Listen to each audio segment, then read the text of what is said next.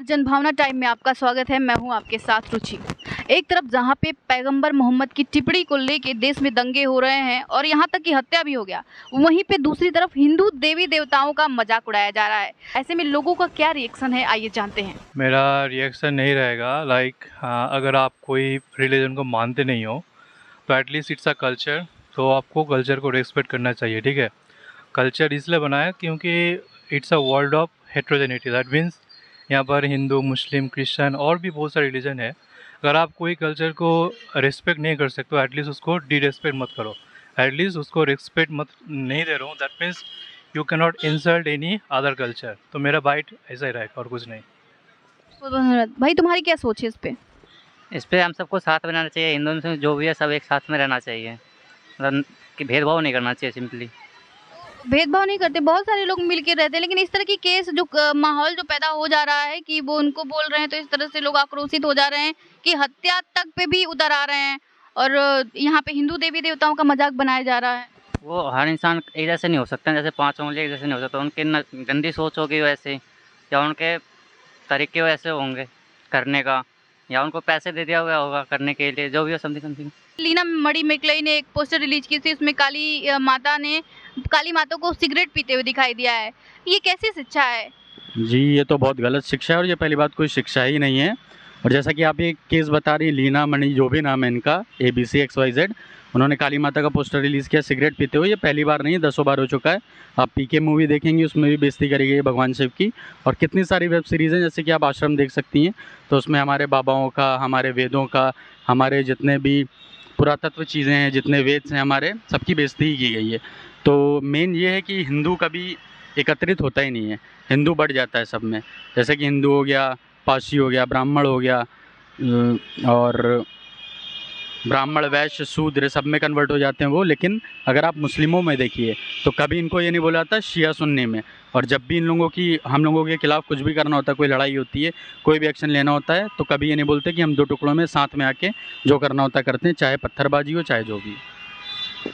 जो हमारी बेस है उसे जो हमारी जड़ है, जो हमारी बेस है, उसे हम भूलते जा रहे हैं। ये हमारी सोच कहाँ जा रही है? जी, ये तो आपने एकदम 100% सत्य पॉइंट बोला और इसके बारे में आप बोलना भी चाहता हूँ। और हिंदू कम्युनिटी से वो भी करना चाहता हूँ क्वेश्चन कि क्या उनको भी बेस तो बिल्कुल अब बचा ही नहीं है, बहुत ही कम है, बहुत वीक हो चुका है बेस। तो फॉर एग्जांपल मैं एक दे देता हूँ आपको। अगर आप किसी से पूछेंगे वेद कितने हैं, तो बता देंगे 4 वेद, ऋग, यजुर, अथर्व, साम। आप पूछेगा ऋग का मतलब क्या होता है, नहीं बता पाएंगे। यजुर का मतलब क्या होता है, नहीं बता पाएंगे। अथर्व का मतलब क्या होता है, नहीं बता पाएंगे। यहाँ तक कि वेद का मतलब भी नहीं बता पाएंगे और ये भी नहीं बता पाएंगे कि रचयिता कौन है। और उनसे आप ये पूछिएगा कि कितने श्लोक्स हैं, कितने हिम्स हैं ऋग्वेदास में, वो भी नहीं बता पाएंगे। तो जब हमको हमारा ही बेस नहीं पता, आप उनसे जाके पूछिए कितनी आयतें हैं। उनके तो मौलाना कितने, एक जाकिर नायक को तो आप जानती होंगी जो यहाँ पे बैन है, वो तो कितनी आयतें गिनाते हैं कि इस आयत पे, इस आयत नंबर पे, इस जगह पे, इस हदीस में ये लिखा हुआ है। और वो भी रटा हुआ है, उन्होंने रटी हुई चीज़ें बोल देते हैं दूसरी तरीके से। वो भी उनको भड़काते हैं जिन्होंने कभी वो चीज़ पढ़ी नहीं, जिन्होंने कुरान पढ़ी नहीं, उनको भड़का देते हैं और वो फिर ऐसे एक्शन करते हैं। तो जो हमारी आने वाली पीढ़ी है उसे हम क्या शिक्षा देंगे? किस तरह से उन्हें बताएंगे, किस तरह से अपने धर्म के बारे में बताएंगे, किस तरह से रहने के लिए बोलेंगे? ये सिंपल सी बात है। संस्कृत को सबसे पहले तो हमें फिर से लागू करना चाहिए। हमारी जो शिक्षा संस्थान है उसको संस्कृत सबसे पहले लागू करनी चाहिए, जिसमें कि सबसे पहले उनको वेदों के बारे में पढ़ाना चाहिए। हमारी महाभारत और गीता, जितने भी हमारे जैसे उपनिषद वगैरह हैं, तो उनके बारे में पूरा पढ़ाना चाहिए। और सबको पता है कि सिंधु घाटी सभ्यता मतलब इंडस वैली सिविलाइजेशन सबने पढ़ रखी है हिस्ट्री में, लेकिन कोई मानने को तैयार ही नहीं है।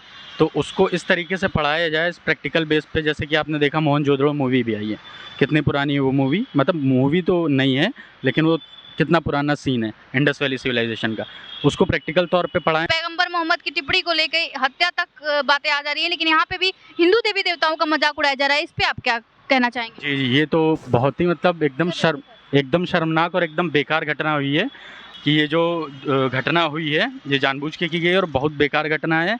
इसके खिलाफ तो इतना खतरनाक एक्शन लेना चाहिए। वैसे सुप्रीम कोर्ट ने जहाँ तक है कुछ मना ही कर दिया ना, इसके खिलाफ उनको बचा ही लिया है। जो भी हुआ ऐसा कुछ हुआ है, मतलब एक्शन तगड़ा नहीं लिया गया। वैसे तो क्योंकि इन्होंने पब्लिकली ये किया, उसके बाद घोषित भी किया कि हमने काटा है। उसके बाद हमारे PM नरेंद्र मोदी जी को भी इन्होंने जो गाली गलौज करी वो भी ये सबने वीडियो में देखी है।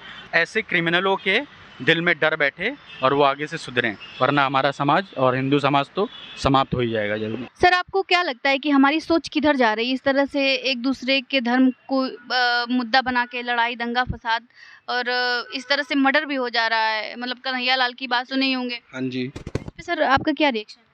ऐसा नहीं करना चाहिए, जातिवाद नहीं करना चाहिए बिल्कुल भी, सबको एक साथ रहना चाहिए मिलके। फिर भी लोग इस तरह के दंगा फसाद कर दे रहे हैं कहीं ना कहीं। ये उनकी सोच गलत है ना, सोचना उनको सही चाहिए कि ऐसा क्यों करें हम, सबको एक साथ रहना चाहिए मिलके। क्यों किसी को नाजायज मार रहे हो, वक्त से पहले क्यों किसी को मार रहे हो? किसी भी धर्म को हर एक धर्म के इंसान को उसका एक दूसरे के धर्म का इज्जत करना चाहिए, ना कि इस तरह की चीज़ें करना चाहिए जिससे समाज में हिंसा फैले, जिससे समाज में दंगे हों। ऐसी और खबरों के लिए आप देखते रहिए जनभावना टाइम्स।